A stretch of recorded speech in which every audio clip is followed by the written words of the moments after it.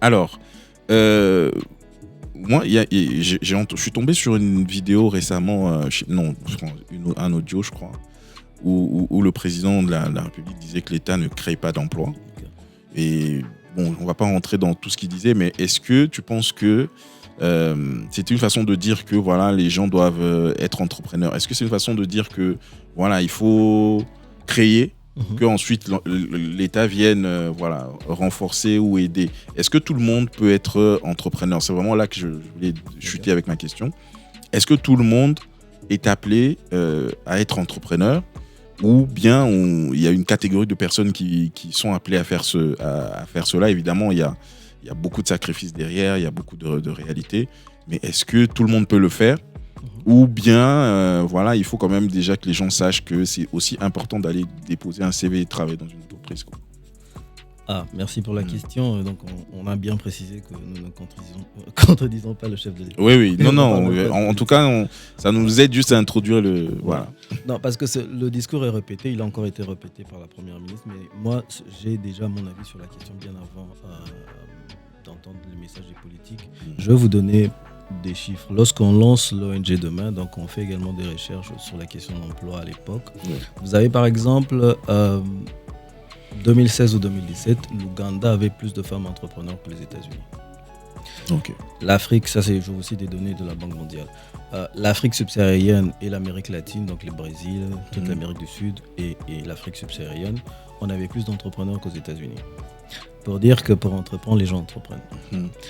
Mais l'entrepreneuriat qui change le paysage économique d'un pays n'est pas celui qu'on est en train de nous vendre ici. Okay. Cet entrepreneuriat-là ne se fait pas sans l'État. Un État fort, un État visionnaire, parce que c'est l'État qui doit créer le cadre pour entreprendre.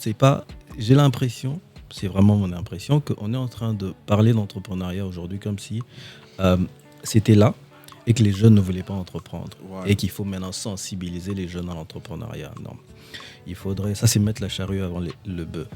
En principe, il faut créer un cadre. Et même sans coaching, sans incitation, je voulais dire, les gens vont entreprendre s'ils veulent entreprendre. Et c'est l'État qui crée le cadre. L'accès au financement, le contrôle, le développement même de la main-d'œuvre dans une contrée, tout ça, c'est des politiques que l'État met en place. Et donc, si l'État n'a pas fait ça, inciter les jeunes à entreprendre, pour entreprendre, je viens de vous donner les chiffres, mais ils ne sont pas riches, ces entreprises ne grandissent pas, ces entreprises n'ont pas un avenir, parce que tout justement au préalable, l'État n'a pas mis le cadre et la quasi-totalité de ces entreprises sont dans l'informel. Ok. Donc, pour parler d'entrepreneuriat de manière sérieuse, il faut que l'État soit sérieux. Entre guillemets, ça veut dire que l'État crée le cadre pour que les entreprises... J'étais en train de lire, aux États-Unis, il y a 21 millions de micro-entreprises. Ça veut dire l'entreprise avec une personne. 21 millions. C'est de l'emploi, c'est des impôts, ça représente tellement. Okay. Donc le problème, c'est pas d'abord de coacher les jeunes, de les inciter. Non, l'État crée le cadre. On est dans un environnement de libre marché. Ça va se faire automatiquement. Voilà. Ce qui dirait justement, pour un jeune intelligent qui vient d'entendre ce que tu viens de dire, ça veut dire qu'il ne faut pas négliger le fait d'abord d'aller aussi déposer des CV à gauche, à droite, et ne pas s'hasarder tout simplement, se dire je vais entreprendre parce que justement le cadre n'est pas encore propice. Et du coup, ça peut te demander énormément d'efforts et de temps. Et voilà. Je ne dirais même pas ça comme ça, mais c'est tout à fait ça. C'est qu'aujourd'hui, malheureusement, qui parle aux jeunes? Tout le monde parle aux jeunes. Or, il devait y avoir des canaux officiels qui, avec des données, avec une vision, a un discours. Parce que quand vous entendez les jeunes sur Internet, l'entrepreneuriat est devenu un effet de mode. Voilà. On dirait que ça fait genre. L'entrepreneur, c'est le plus intelligent, c'est celui qui a compris la vie. Le salarié, c'est celui qui n'a pas compris la vie. J'avais un débat récemment, je disais que je ne sais pas si on va me contredire par rapport aux statistiques. Aux États-Unis, le plus gros employeur, c'est encore l'État. Donc, entreprendre, et aux États-Unis, si vous avez les plus grandes entreprises là-bas, c'est parce qu'il y a les meilleures écoles. Et ce n'est pas un hasard si vous trouvez les plus grandes entreprises là où il y a les meilleures écoles. Voilà. Il y a un lien. C'est pas un hasard si la Chine, avant Covid, la Chine était le pays qui envoyait le plus d'étudiants aux États-Unis. Et la Chine est la deuxième puissance économique. Il y a un lien entre l'école et le monde du business. D'ailleurs, c'est le monde du business qui façonne, qui est un peu modèle l'école. Mais pour répondre à la question, s'il fallait entreprendre, c'est pas une question de mode.